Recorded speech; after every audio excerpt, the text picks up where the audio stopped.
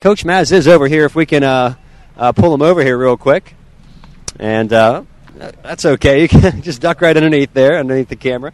Again, each of these interviews will be able to be played back on video on our website. And we are being joined now by head coach Marc Marizzaldi. And, Coach, you said in the pregame about how this game still had implications for you guys in the postseason in the Atlantic Regional Tournament. Just talk about how big this win was for you guys rounding out this conference tournament.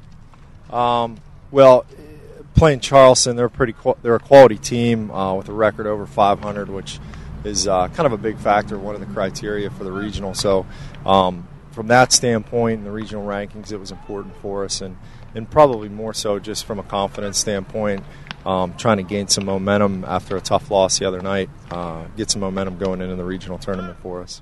And how important was the start by Schnelly here today? We just had a chance to talk to him, and he said he felt great through even into the fifth inning. How important and how impressive was his starting effort here today? It was a typical Brad Schnelly outing. He's been a very good big game pitcher for us throughout his career, actually, not just this year. We were fortunate, the fact that we aren't playing tomorrow. We had some other pitchers that were still available, and we planned to use them. But it was important for Brad to at least give us 5 quality innings.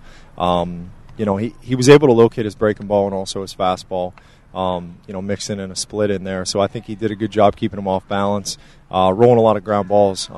Brad's performance was certainly a reflection of our solid defense as well. I think those two fed each other, and I thought Greg Davielt did a fantastic job coming in.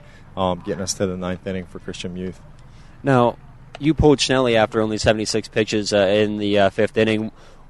What was some of the reasoning that went into that change to bring in your relievers from the bullpen and Greg?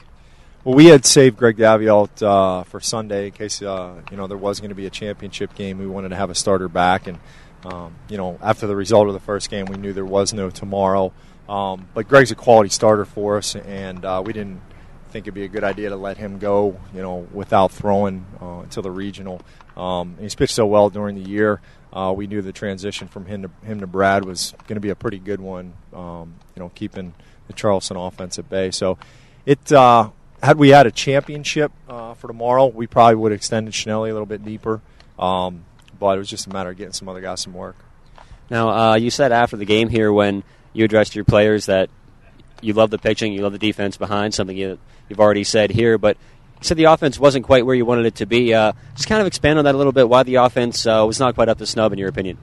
Not really sure. I think the Charleston pitching did a good job keeping us off balance. They mixed speeds pretty well and got our hitters out of a rhythm early, and we were never able to get back into a good rhythm.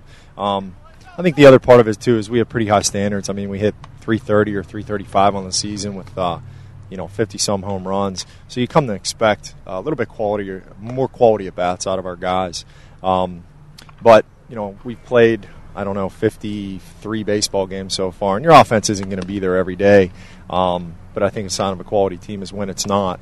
Your pitching and defense can hold a team to 1 run. So I have to ask you, in the 8th inning, you called the whole team out to have a small powwow out in front of the bench. What was the nature of that small huddle?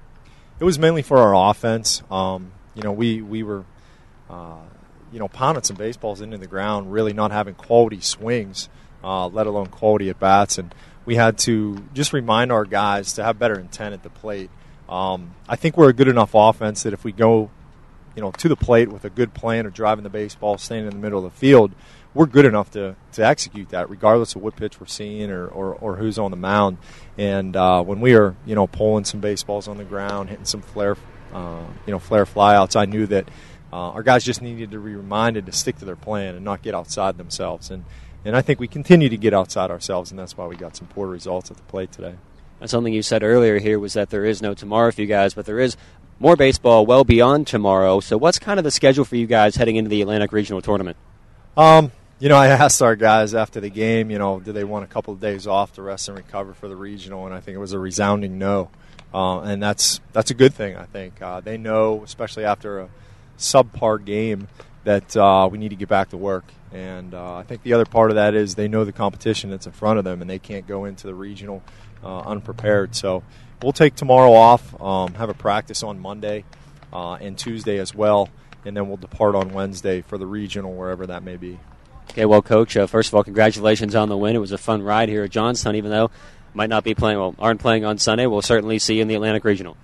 Yeah, it was a disappointing weekend. I think our guys wanted to head home with some hardware, but we had one bad inning. When you think about it, we battled back and let one get away from us. So I can't say that our loss yesterday because of one bad inning is a reflection of our performance here this weekend. Overall, it was a good positive. I think we did exactly what we needed to do here. It just came up a little bit short with the opportunity to win a championship. But I thank you guys for all the coverage you've done. I know we got a good following out there that have tuned in and a lot of positive feedback. So thank you.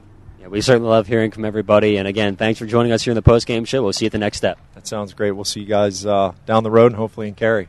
All right, sounds good. Flick back up to you in the press box.